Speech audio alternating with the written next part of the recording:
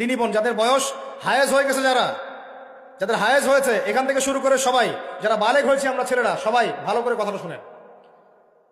বাংলাদেশে পিছন থেকে একটা নতুন সমস্যা রাইজ করতেছে। সমস্যাটা হচ্ছে, এমনিতেই আমাদের ছেলে মেয়েদের মধ্যে হারাম সম্পর্ক ছিল। এর স্কুলে, কলেজে, বিশ্ববিদ্যালয়ে যাচ্ছে, ফ্রি মিক্সিংয়ে পড়াশোনা করছে, বাসায় পর্ন দেখছে, ওখানে গিয়ে মেয়ের সাথে হারাম সম্পর্ক হচ্ছে, তারপরে প্রেমের সম্পর্কের নামে জেনা হয়ে যাচ্ছে, জেনা হওয়ার পরে ছেঁকা খেয়ে মাদক, তারপরে গান বাজনা, বাদ্যযন্ত্র ইত্যাদি ইত্যাদি, জীবনটা শেষ। এদিকে ওই ব্যভিচারী মেয়েরা কারো কারো ঘরে যাচ্ছে, দাঁড়ান আমাকে বলতে দেন, ব্যভিচারী মেয়েরা কারো কারো ঘরে যাচ্ছে, ওদেরকে নিয়ে আপনারা আবার সংসার করতেছি। এই হচ্ছে না সিচুয়েশন। একজনের 5টা গার্লফ্রেন্ড, একজনের 4টা গার্লফ্রেন্ড, আরেকজনের 3টা বয়ফ্রেন্ড, 4টা বয়ফ্রেন্ড, এই ধাপগুলো পার হয়ে হয়ে এরা সংসারের জীবনে আসতেছে যখন বয়স হয়ে যাচ্ছে 25-30। সমস্যা কিন্তু এটা ম্যাক্সিমাম সবার ক্ষেত্রে হচ্ছে বলবো না, অনেক একটা বড় অংশ এই সমস্যা ফেস করতেছে। এর মধ্যে এই ফ্রি মিক্সিং এর মধ্যে শুরু হয়েছে নতুন একটা জিনিস, যে ভালোবাসার আবার লিঙ্গ কি, ভালোবাসার আবার এখানেই শুরু হয়েছে ছেলে ছেলে জেনা করা এবং মেয়ে মেয়ে জেনা করা। ছেলে ছেলে জেনা করা আর কি বললাম বলেন, মেয়ে মেয়ে জেনা করা, নাউজুবিল্লাহ। এটা কওমে লূত, এর শাস্তি আসবে যদি আমরা তওবা করে ফিরে না আসি। এর উপরে এখন শুরু হয়েছে ভালোবাসার আবার ধর্ম কি, ভালোবাসার আবার, আমার সাথে বলেন কি বললাম, ভালোবাসার আবার, এদিকে মনোযোগ দেন, ভালোবাসার আবার কি, ভালোবাসার আবার কি। এই কথাটা, এই স্লোগানটা দিয়ে কি করা হচ্ছে আপনারা শুনেন। অমুসলিম ছেলে মুসলিম মেয়ের সাথে প্রেম করতেছে, অমুসলিম ছেলে মুসলিম মেয়ের সাথে প্রেম করতেছে, বলতেছে ভালোবাসার আবার ধর্ম কি, তুমি আমি একে অপরকে মহব্বত করি, ভালোবাসি, এর মধ্যে ধর্ম আসবে কেন? বলছে তুমি আমার ধর্মে দীক্ষিত হয়ে যাও, অথবা আমি তোমার ধর্ম কবুল করে মুসলমান হয়ে যাব। এই মিথ্যা কথাগুলো প্রলোভন দিয়ে এখানে ওখানে পার্কে নিয়ে গিয়ে চটপটে ফুচকা খাওয়ায়, কফি শপে নিয়ে গিয়ে এভাবে আস্তে আস্তে আস্তে আস্তে মেয়েদেরকে লাইনে নিয়ে আসতেছে। আনার পরে শোনেন, কথা আগে শুনেন, বুঝেন। আপনি ঠিক বললেও ঠিক, এটা না বললেও ঠিক, চলতেছে এটাই সমাজে। এখন কথা হচ্ছে, আমরা যদি আমাদের বোনদের ইজ্জতকে বাঁচাইতে চাই, এই বিষয়টা সম্পর্কে সচেতন থাকতে হবে। মেয়েদেরকে ফুসলিয়ে ফাসলিয়ে এভাবে প্রেমের জালে ফেলে শেষমেশ বেডে নিয়ে গিয়ে ধর্ষণ বা গণধর্ষণ করে মেয়ের ওই ওভারির মধ্যে ওদের বীর্যপাত করে দিয়ে ওই ছেলেটার কোনো খবর পাওয়া যায় না, লাপাত্তা হয়ে যায়। কোনো কোনো ক্ষেত্রে টাকার বিনিময়ে মেয়েদেরকে পাচার করারও অভিযোগ পাওয়া গেছে।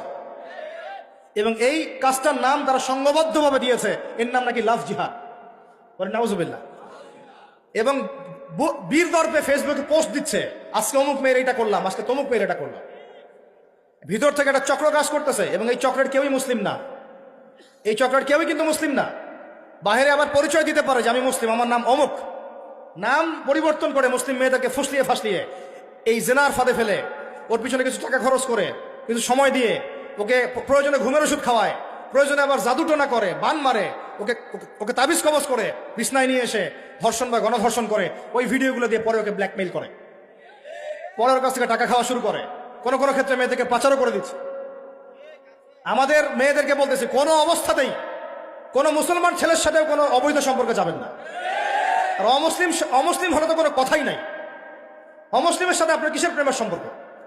একটা চট দিয়ে দাঁত ফেলে দেওয়া দরকার মেয়ের। অমুসলিম ছেলের সাথে তোমার কিসের প্রেমের সম্পর্ক? পরে যখন এই ছেলেগুলো তোমাকে নিয়ে রেপ করে রাখবে, তখন তোমার আক্কেল হবে? তখন তোমাদের হুঁশ ফিরবে? তখন এসে আমাদের কাছে মেসেজ করতেছে, আমার এই সমস্যা হয়েছে, আমাকে এখন আমি কি করবো বলেন? আমাদের ওয়াইফদের কাছে মেসেজ করে, এরকম এরকম হয়েছে আমার সাথে, আমরা কি করবো বলেন? তো তোমাকে কে যাইতে বলছো এই ছেলের কাছে? তুমি তোমার ইজ্জত ওখানে, তুমি তোমার পায়জামা কিভাবে খুললা সেখানে? আর কিভাবে বলবো বলেন? তুমি একজন মুসলিম ঘরের মেয়ে, তোমার ইজ্জতের দাম নাই, তোমার সম্মানের দাম নাই, তোমার ইজ্জত আবরুর দাম নাই। তুমি কেমন করে নগ্ন হয়ে বাইরে ঘুরতে পারো? তুমি কেমন করে একটা অমুসলিম ছেলের সাথে প্রেমের সম্পর্ক করতে পারো? কিভাবে তুমি একটা অমুসলিম ছেলের সাথে বেড়ে যেতে পারো? তার সামনে তোমার পায়জামা কেমন করে খুলতে পারো তুমি?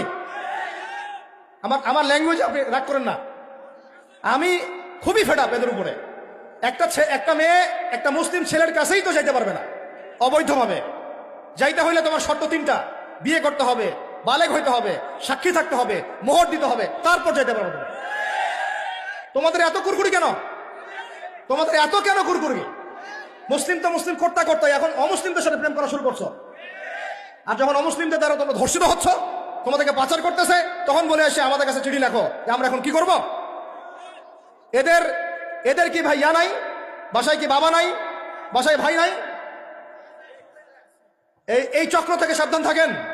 আর আমাদের সমাজে যারা দায়িত্বশীল, রাষ্ট্রের যারা দায়িত্বশীল, যারা উপরে লেভেলে আছেন, এই বিষয়গুলোর উপর কঠিন দৃষ্টি দেওয়ার জন্য আমি রিকোয়েস্ট করব। আমরা কিন্তু কোনো ধর্মের মানুষের সাথে কোনো দ্বন্দ্ব চাই না। চাই আমরা যে 50-60 বছর থেকে একসাথে বসবাস করতেছি, আমরা কি কোনোদিন কারোর সাথে মারামারি করছি?